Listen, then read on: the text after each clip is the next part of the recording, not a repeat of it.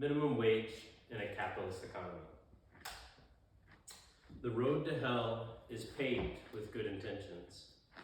Now, I think that is a perfect old proverb to speak about minimum wage today. Right now, we have on the ballot a act that is raising the minimum wage from $7.25 to $15 over the next 5 years. Right now, we have to really look at how that will be a detriment to our current economy. It will take jobs away from young teenagers. It will raise the prices of goods and services, and it will overall raise the unemployment rate and jobless rate. Some will say that the current minimum wage is not enough for us to live off of, but that is untrue. In a capitalist economy, the market will fluctuate and end up righting itself. So to start off, we could look at teens in the workforce. There was a study done that over a 5-year period when the minimum wage rose 25%, that black males, teenagers, unemployment rate rose from 6% to 24%. And then white teenage males, it rose from 5% to 15%. So something to take from that study that was done by Schultz, Davis, and Block is that not only did it affect all teenage males, but it affected minorities more than others, who are also really susceptible to inflation, which we'll get to later. Now, when we talk about overall unemployment, it's important to understand that unemployment is different from joblessness. Now, an unemployment rate is people that have recently lost a job and that they are still currently looking for a job. They are eligible workers. Joblessness is another number that is calculated outside of our unemployment rate. It is not, when you see something on the news that talks about our unemployment rate, it does not calculate joblessness into it. Joblessness is someone that has lost their job and is, for whatever reason, stopped looking for a job altogether after 30 to 60 days. Now, so when we see an unemployment rate, we go, oh, well, unemployment is up, that's great, or it's down, excuse me. And that's great, but that may also be because more people have stopped looking for a job. Now, as minimum wage goes up, so does unemployment. Wages goes up, employers will hire less employees. This has been seen time and time again. If an employee is only worth $8 because that's their output, then an employer will not hire someone for $10 an hour and lose that $2 in production. That makes sense. Technology replacements, we've seen this already in McDonald's. McDonald's has started using automated kiosks, so they don't have as many people at cash registers.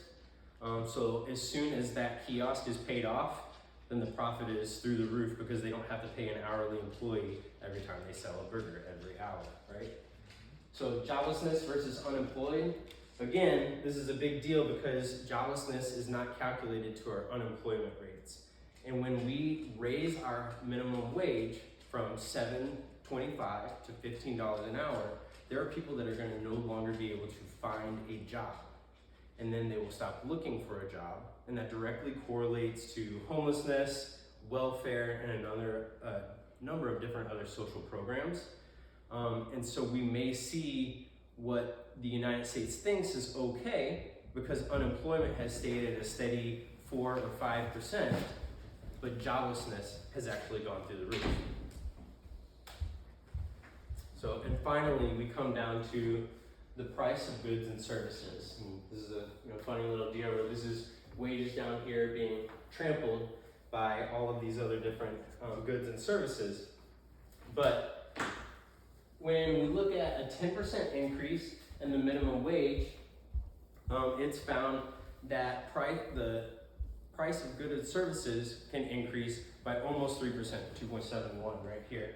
The proposed increase that we're looking at right now is $1.55 per year for the next 5 years, if done in increments. And we can see here that in year one, a $1.55 rate is over 20%.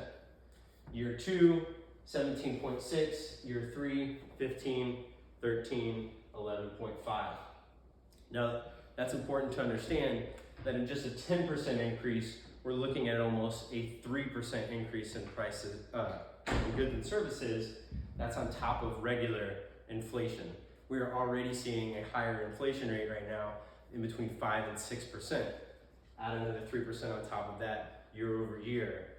Someone that is gaining the minimum wage is actually losing in the end, right?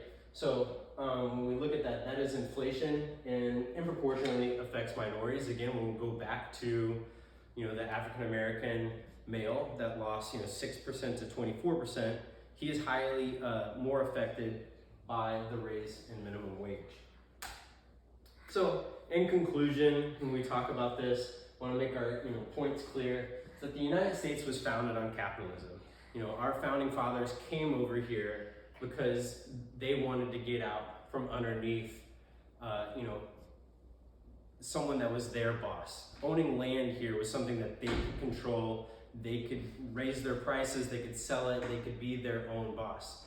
And artificial floors and ceilings are detrimental. We've seen that time and time again. You put a floor on a product, or you can't charge more than anything else for a product, that it creates black markets, it creates a detriment to the economy that it's been in. It's been shown time and time again. This is something that is taught in microeconomics and macroeconomics across the board in the United States.